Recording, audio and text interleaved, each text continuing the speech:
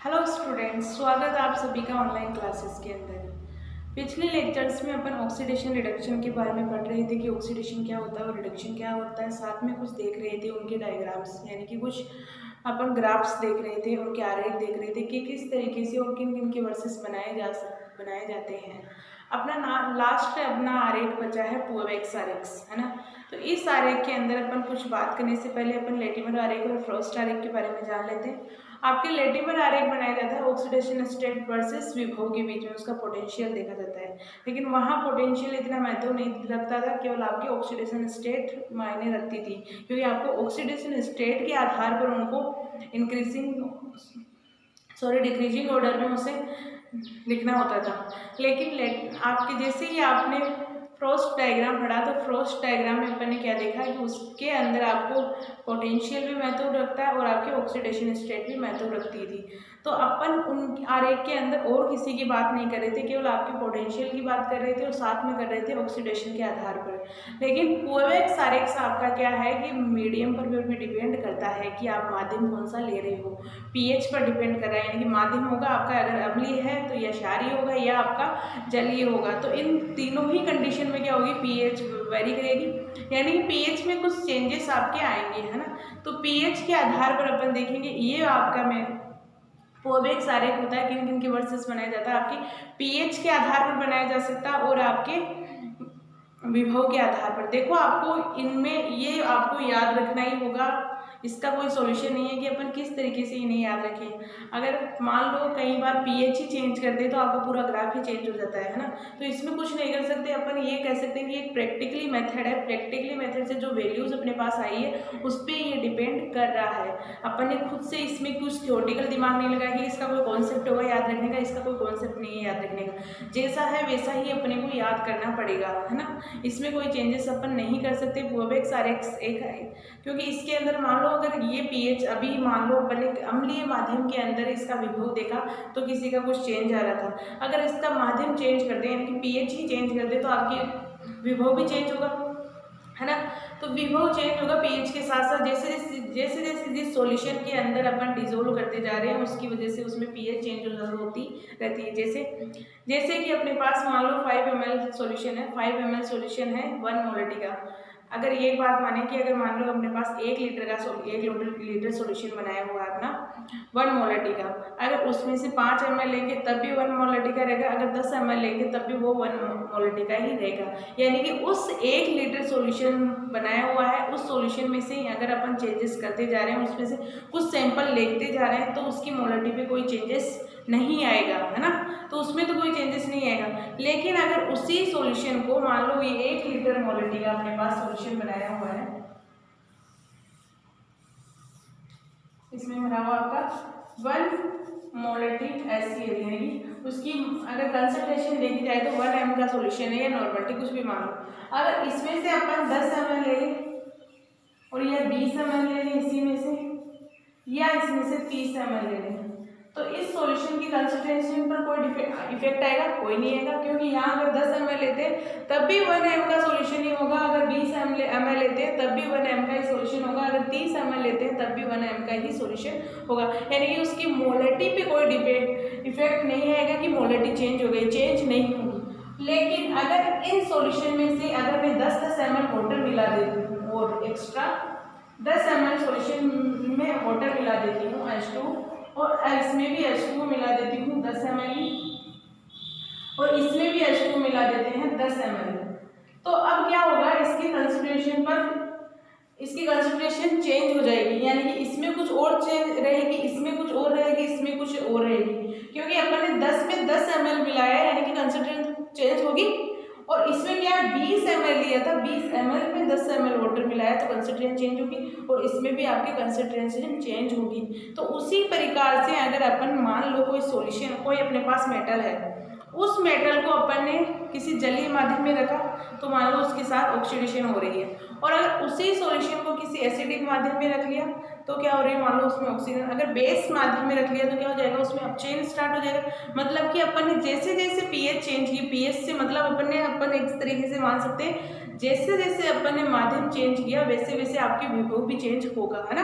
तो विभव होगा चेंज, क्योंकि अपने पास मान लो उस सॉल्यूशन के अंदर उस रिएक्शन में हो क्या रहा है ये जानना जरूरी है, ऑक्सीकरण हो रहा है या अपचयन हो रहा है। तो उस सॉल्यूशन में जो हो रहा है उसी की वजह से तो विभव आता है। मान लो ऑक्सीडेशन हो रहा है, ऑक्सीडेशन में आपके विभव अलग आता है, और रिडक्शन हो रहा है तो रिडक्शन के टाइम अलग विभव आता है ना। तो पूर्ववेग आरेख भी क्या कहता है कि अगर आपके पीएच में चेंजेस हो रहे हैं तो विभव में चेंजेस होगा।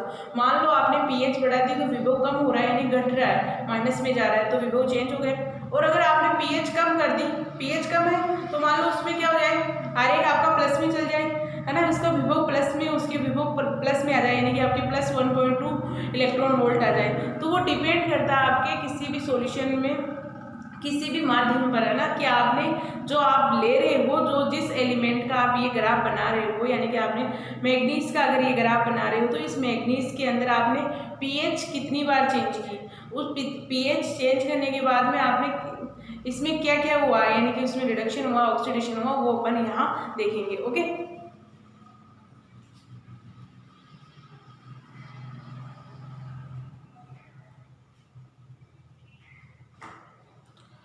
पूर्ववेग आरेख देखेंगे किसके और किसके मध्य। हाँ, लेकिन कुछ आपके स्पीसीज भी ऐसी होगी, कुछ मेटल ऐसे होंगे जो जिन पर कोई पीएच का इफेक्ट नहीं होगा, उनकी वैल्यू जैसे आनी थी वैसी ही आएगी, है ना।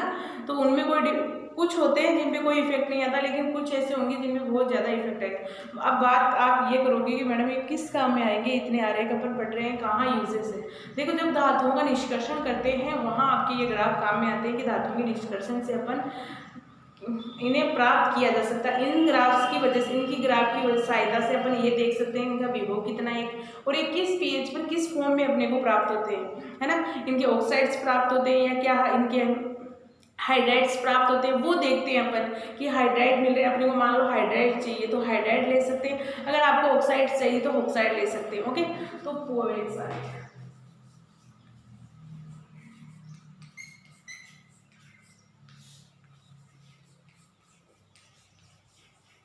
पूर्ववेग आरेख बनाया जाता है विभव प्लस वर्सेस पीएच के मध्य।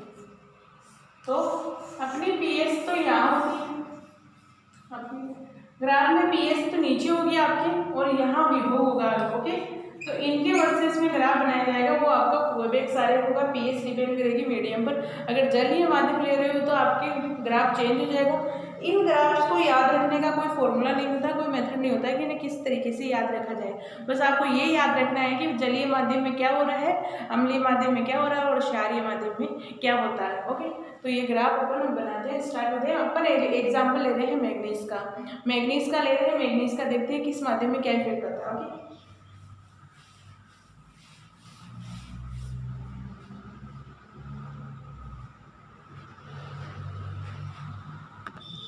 आपकी ये आरेख होता है पूर्ववेग आरेख। मैंने मैग्नीज का केवल आपको एग्जांपल लिया है मैग्नीज का। मैग्नीज को अलग अलग यानी कि अलग अलग माध्यम के अंदर उनका क्या किया, या तो ऑक्सीडेशन किया है या रिडक्शन किया है ना, और कुछ नहीं किया। अब देखो इस आरेख को किस तरीके से अपन समझ सकते हैं। अपन ने ग्राफ बनाया, ये हो गया आपका विभव, इस तरफ हो गई आपकी पीएच। पीएच लिए 0 से 7 और 14, यानी कि जितने भी आपके तीनों पीएच, यानी कि यहाँ होगा आपका अम्लीय माध्यम, यहाँ उदासीन हो गया, तो यहाँ क्या हो गया आपका क्षारीय माध्यम। और पीएच क्या किया, माइनस से प्लस की ओर इंक्रीज होती है, अपन ने देखा था। तो अपन ने क्या किया कि अपने पास मान लो ये क्या Mn है, अपन को Mn मैग्नीज को +2 में कन्वर्ट करना है। तो +2 में कन्वर्ट करने के लिए अगर अपन कोई सा भी माध्यम ले सकते हैं ना, या तो आप क्षारीय भी ले सकते हो, उदासीन भी ले सकते हो और अम्लीय भी ले सकते हो। अम्लीय, उदासीन, क्षारीय कोई सा भी माध्यम लेंगे तो इसके इलेक्ट्रॉन विभव पर कोई चेंजेस नहीं आएगा, यानी कि Mn 2+ में कन्वर्ट हो जाएगा, माध्यम पर कोई डिपेंड नहीं करेगा। यानी कि यहाँ माध्यम कोई भी डिपेंड नहीं करेगा। आपकी जो वैल्यू है विभव की Mn के केस में आपको मान लो 1.2 है, -1.2 है, वो आपके अगर आप अम्लीय माध्यम ले रहे हो तब भी Mn से Mn2+ में कन्वर्ट करने के लिए विभव होगा 1.2 ही होगा माइनस में। अगर आप क्षारीय माध्यम ले रहे हो तब भी आपका Mn को Mn2+ में कन्वर्ट करने के लिए माध्यम विभव वही होगा। यानी कि यहाँ पीएच पर कोई इफेक्ट नहीं आ रहा, पीएच में कोई, अगर आप सॉरी, कितना भी पीएच में परिवर्तन कर ले, यहाँ पीएच पर कोई इफेक्ट नहीं आएगा। अब देखते हैं, जैसे अपन ने क्या किया, एक लिया अपने पास, यहाँ मान लो 0.4 के आसपास हो, प्लस में MnMnO2 4 माइनस को कन्वर्ट करना है आपको MnMnO4 माइनस के अंदर, है ना। तो अपने पास क्या है, इलेक्ट्रॉन्स को निकाले, है ना। तो इनमें कन्वर्ट करने के लिए भी अपन क्या कर सकते हैं, कोई सा भी माध्यम यूज कर सकते हैं, चाहे आप क्षारीय ले लो, चाहे आप अम्लीय ले लो, चाहे आप उदासीन ले लो। इन तीनों ही मीडियम के अंदर आप क्या कर सकते हैं, MnO2 MnO4 माइनस को कन्वर्ट किया जा सकता है MnO4 माइनस के अंदर। ओके, तो इनमें कोई इफेक्ट नहीं आएगा, कोई सा भी मीडियम ले लो। बट आप जैसे ही आपको MnO2 को कन्वर्ट करना है MnO4 माइनस के अंदर कन्वर्ट करना है ना। MnO2 को कन्वर्ट करना है MnO4 माइनस के अंदर, तो क्या होगा आपकी, जैसे ही आपकी मान लो अगर आपके MnO2 की कंसंट्रेशन थी, जो उदासीन सॉल्यूशन पर आपके इसकी विभव का मान था 2.2 के आसपास था, तो क्या होगा, जैसे जैसे अपन माध्यम चेंज करते जाएंगे, अम्लीय माध्यम पर था आपका 2.2 के आसपास विभव, जैसे आपने MnO2 को MnO4 में कन्वर्ट किया किसी अम्लीय माध्यम में, है ना। तो ये क्रिया आपकी यहाँ भी हो रही है, यहाँ भी हो रही है, यहाँ भी हो रही है, लेकिन कन्वर्ट करने पर पीएच विभव पर क्या चेंजेस आ रहे हैं। आपने यहाँ लिख देती हूँ, MnO2 को कन्वर्ट करना है अपने को MnO4 माइनस में कन्वर्ट करना है। तो अगर अपन अम्लीय माध्यम ले रहे हैं, तो अम्लीय माध्यम में इसका विभव कितना होगा, 2.2 के आसपास होगा, है ना।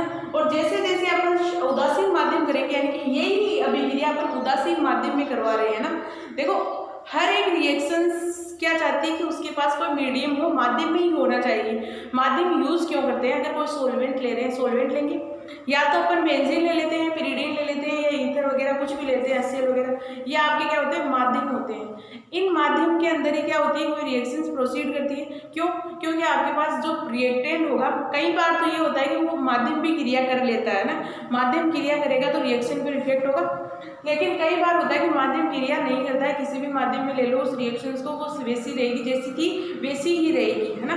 केवल वो माध्यम क्या कर रहा है कि उस उनके अंदर जो मॉलिक्यूल्स है, जो अणु है, वो क्या हो जाए, जो अणु थोड़े थोड़े दूर हो जाए, यानी कि उनके अंदर डिस्टेंस बढ़ेगा मतलब कि बॉन्ड ब्रेक हो जाए, उस माध्यम में इजीली वो रिएक्शंस प्रोसीड कर जाए। लेकिन कई बार ये होगा कि आपका माध्यम भी रिएक्शंस कर लेगा। अब आपने देखा यहाँ कोई माध्यम का इफेक्ट नहीं हो रहा, यानी कि Mn को Mn2+ में कन्वर्ट कर रहे हैं, तो यहाँ ना तो अम्लीय माध्यम क्रिया कर रहा है, ना क्षारीय माध्यम कर रहा है, सॉरी उदासीन माध्यम कर रहा है, और ना ही क्षारीय माध्यम काम कर रहा है। यानी कि इनके अंदर कोई भी माध्यम यूज नहीं हो रहा, केवल ये मीडियम है उसका, ये रिएक्शन इसके थ्रू होगी, है ना।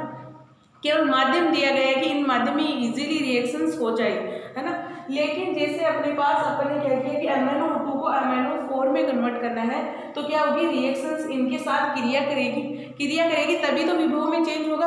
अगर मान लो ये क्रिया ही नहीं करे इनसे, तो क्या होती है, अपना ग्राफ किस तरीके से प्राप्त होगा, आपका इस तरीके से, यानी कि ये पीएच पर कोई डिपेंड नहीं कर रहा है, आपका ग्राफ 2.2 पर। अब देखा जाए इनका विभव कितना होगा, 2.2 ही होगा। देखो आपके 0 यानी कि आपके 0 pH पर है, यानी कि 0 से 7 pH पर ही आपके प्रोडक्ट यही बनने वाला है, MnO2 से रिएक्शन करवाएंगे तब। और अगर 7 के उदासीन ले रहे हैं माध्यम, तब भी रिएक्शन यही होने वाली है, अगर 40 ले रहे हैं तब भी रिएक्शन यही होने वाली है। लेकिन चेंजेस क्या हुए कि मान लो ये रिएक्शंस के अंदर इनसे कुछ अपने को इलेक्ट्रॉन्स मिले हो, इनसे रिएक्ट कर जाए हो, फिर वापस से अपने क्या होता है, वापस से मिल जाता है ना। तो ये अगर क्रिया कर ले तो इनमें क्या होगा, इनके विभव में चेंजेस आ जाएंगे, है ना। तो आपके माध्यम की वजह से क्या होगा, इनके विभव में चेंज आ गया। तो यहाँ क्या था, अपने पास MnO2 से MnO4 के अंदर कन्वर्ट कर रहे थे, तब यहाँ अम्लीय माध्यम था, अम्लीय माध्यम में pH 2.2 थी।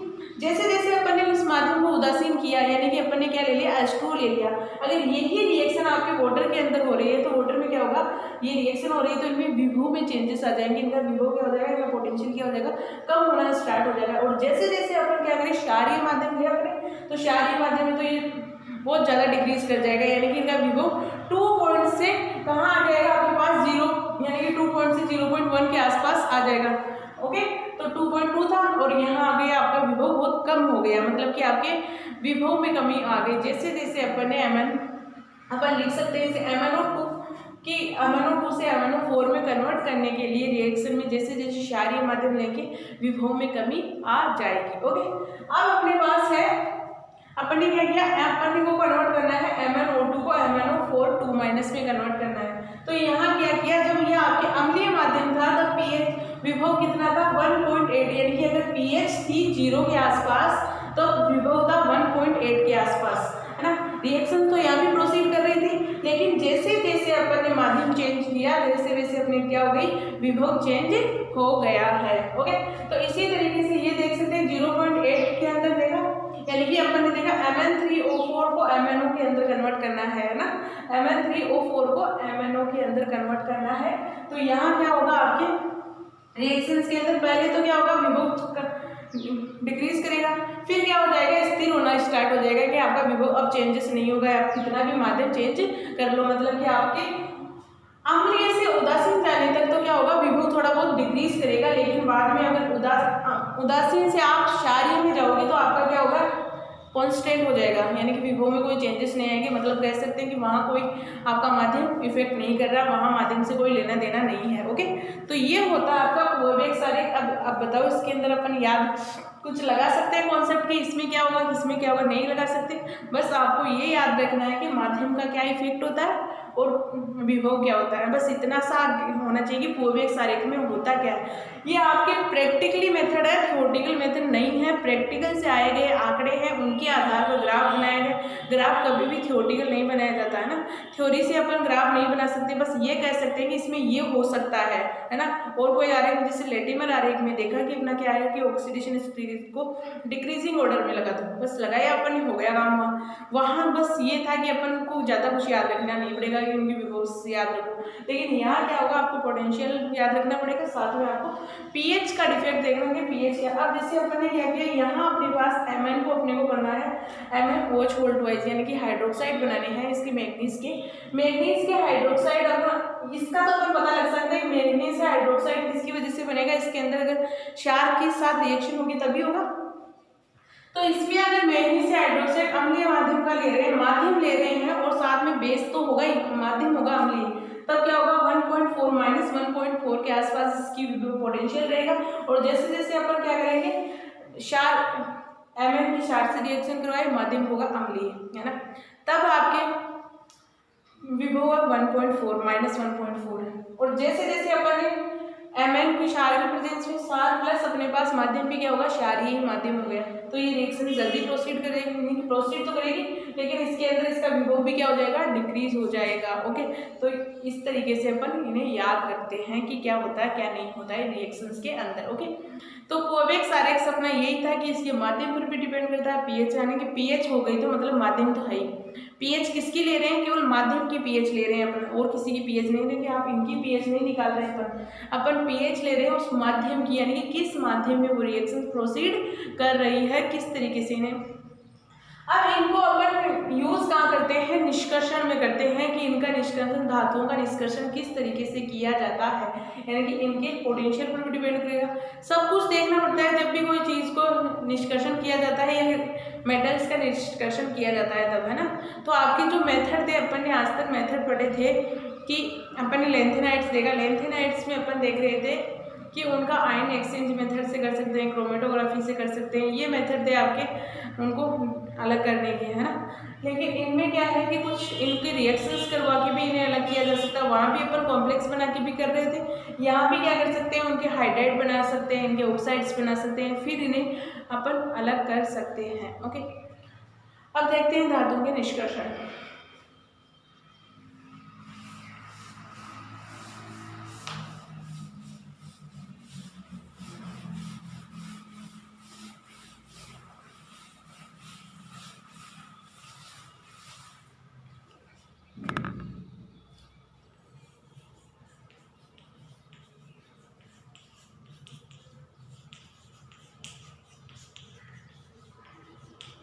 धातुओं के निष्कर्षण देखेंगे।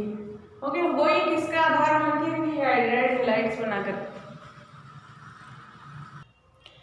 अपन देखेंगे तत्वों का निष्कर्षण या धातुओं का निष्कर्षण। यहाँ तत्वों की, धातुओं की जगह पर लगाते तत्व लगाते हैं ना, तत्वों के बारे में कि किसी भी एलिमेंट का निष्कर्षण किस तरीके से किया जा सकता है। देखो आपने 11th-12th में सबने पढ़ा है कि निष्कर्षण क्या होता है। निष्कर्षण होता है कि अपने को प्योर फॉर्म में अपन प्राप्त कर सके किसी भी एलिमेंट को। जैसे हाइड्रोजन को अपन प्योर फॉर्म में कलेक्ट कर सके, ऑक्सीजन को प्योर फॉर्म में कलेक्ट कर सके, नाइट्रोजन को प्योर फॉर्म में कलेक्ट कर सके।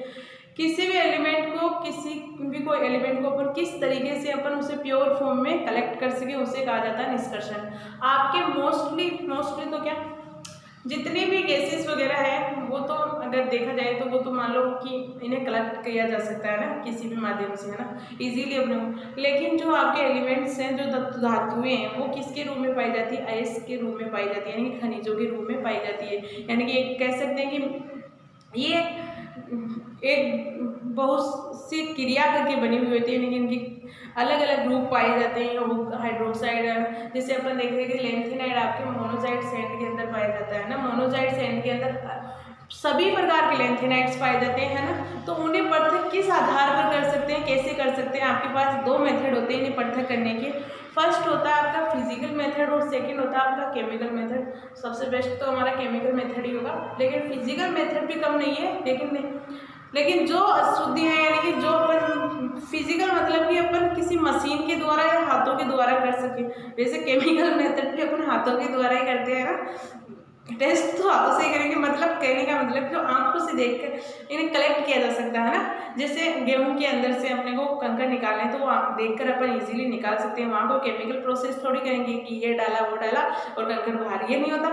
तो अपन यहाँ क्या कर रहे हैं, निष्कर्षण के अंदर दो मेथड है। आपका फिजिकल मेथड है, एक आपका आएगा केमिकल मेथड। फिजिकल मेथड में आपके आते हैं कि या तो हाथों से, अगर आपको अशुद्धियाँ दिख रही है, बड़े बड़े हैं एलिमेंट भी बड़े बड़े हैं, उनके आपको एलिमेंट्स का पूरा बना हुआ है, तो उन्हें अपन अलग अलग कर सकते हैं कि ये अपने को मिल गया है।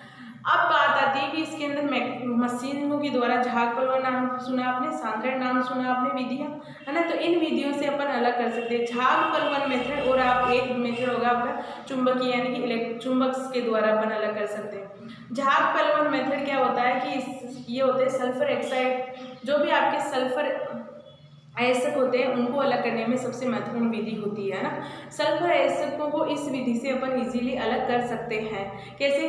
सल्फर अयस्क का बारीक चूर्ण करेंगे, बारीक चूर्ण करने के बाद में इसे क्या करेंगे, किसी चीड़ के तेल के अंदर डालते हैं। चीड़ के तेल के अंदर फिर बाद में इसमें एक बहुत तेज हवा प्रवाहित की जाती है। हवा प्रवाहित करने पर क्या होगा, झाग बनेंगे, है ना। अब जो आपके अयस्क थे वो क्या होते हैं, झाग के साथ चिपक जाते हैं ना, जो ऊपर आ जाएंगे, और जो अशुद्धियाँ थी वो नीचे बैठ जाएंगी, है ना। तो इस तरीके से इनको झाग को अलग कलेक्ट कर लेंगे अलग। तो इस तरीके से अपन खनिज को अलग कर सकते हैं। एक ये हो गया है कि अपन इन्हें, अगर मान लो कोई आपके पास कोई खनिज है, उसे क्या करेंगे, बारीक चूर्ण में कन्वर्ट करेंगे। बारीक चूर्ण कन्वर्ट करने पर अगर किसी के अंदर इन्हें डालते हैं, पानी के अंदर डाल लो, तो पानी के अंदर क्या हो जाएगी, जो आपकी छोटी अशुद्धियाँ थी वो ऊपर रह जाएगी, बड़ी क्या थी वो नीचे रह जाएगी। ये होगा, भारी कण नीचे रह जाते हैं, हल्के कण वो ऊपर रह जाते हैं, फिर इन्हें पृथक किया जा सकता है। ये मेथड हो गया। अब नेक्स्ट मेथड है चुंबक के द्वारा किस तरीके से अलग किया जाता है। अब देखो, चुंबक के द्वारा केवल आपके जो चुंबकीय गुण से रिलेटेड है या चुंबकीय गुण से जो रिलेटेड तत्व है वो ही अलग किया जा सकता है। जैसे आयरन अपन अलग कर सकते हैं। मान लो आयरन किसी भी खनिज के अंदर पाया जाता है, उस खनिज का क्या किया, मिक्सचर, बारीक चूर्ण किया, यानी कि बारीक पीस लिया। उसे बारीक पीसने के बाद में उसे एक चुंबकीय यानी कि एक चुंबक पे, यानी कि उसे चलाया गया है ना। तो क्या होगा, जो आपके चुंबकीय कण थे वो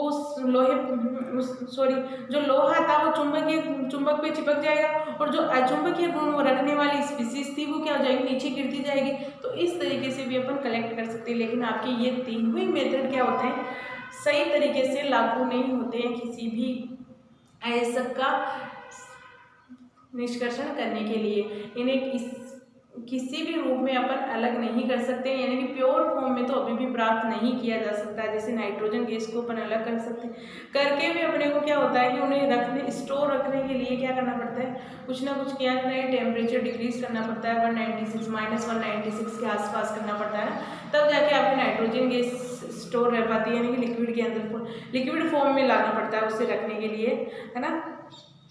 या अगर अपन नाइट्रोजन गैस को खुला छोड़ देंगे तो वो क्या करेगी, किसी ना किसी गैस के साथ क्रिया कर लेगी, वो एक दूसरे हो तो इस तरीके से इन्हें अलग करने के लिए अपन रासायनिक मेथड लगाएंगे। रासायनिक मेथड में क्या होता है, आपके केमिकल्स के द्वारा या तो इनके हाइड्राइड बनाओ या इनके ऑक्साइड्स बनाओ या इनके हेलाइड्स बनाओ। देखो आपके जितने भी मेटल्स है, जितने भी तत्व हैं, वो क्या होते हैं, किसी न हाइड्रोजन से लगभग क्रिया कर लेते हैं, ऑक्साइड से भी क्रिया कर लेते हैं, कोई ना कोई रूप तो क्रिया किसी ना किसी से तो क्रिया करेंगे ही, है ना। तो इनकी क्रिया करने के आधार पर, इनकी रिएक्शंस के आधार पर इन्हें पृथक किया जा सकता है। ओके, तो रासायनिक मेथड अपन देखेंगे नेक्स्ट लेक्चर में। ओके, आज के लिए इतना काफ़ी है। यानी कि फिजिकल मेथड के अंदर आपके जो मेथड्स थे, सांद्रण हो गया, झाग पलवन विधि हो गई, चुंबकीय मेथड हो गया, और हाथ से चुनने वाला है ना, हाथ से अलग करने के लिए मतलब 3-4 मेथड है, वो आपके सबके 11th-12th में पढ़े हुए हैं कि किस तरीके से इनका किया जाता है। लेकिन इनका अपने पास इंपॉर्टेंस नहीं हो जितना अपने पास रासायनिक मेथड है। रासायनिक मेथड्स का बहुत ज़्यादा इंपॉर्टेंस होता है कि उनकी रिएक्शंस किस तरीके से प्रोसीड कर रही है, उनके हाइड्राइड बन रहे हैं तो क्या वो स्टेबल है क्या अनस्टेबल है। देखो कई कम स्पीसीज होती है, क्रिया तो कर लेती है, क्रिया करने में तो कर लेती है, मान लो कोई रिएक्टेंट है और रिएजेंट से कोई क्रिया हो गई, क्रिया होने के बाद में जो प्रोडक्ट मिलता है मान लो वो स्टेबल ना रह पाए, अनस्टेबल रह जाए, यानी कि 1 मिनट के लिए ही रुकता, तो वो अपना कोई प्रोडक्ट नहीं होता है ना। तो प्रोडक्ट अपने को बनाने के लिए वो स्टेबल भी होना चाहिए, फिर आगे उससे फर्दर अगर रिएक्शन करवा के अपने को जो एलिमेंट चाहिए वो अपने को अलग मिलना चाहिए, यानी कि उसकी मात्रा भी अधिक मिलनी चाहिए। वो होते हैं आपके केमिकल प्रोसेस। ओके।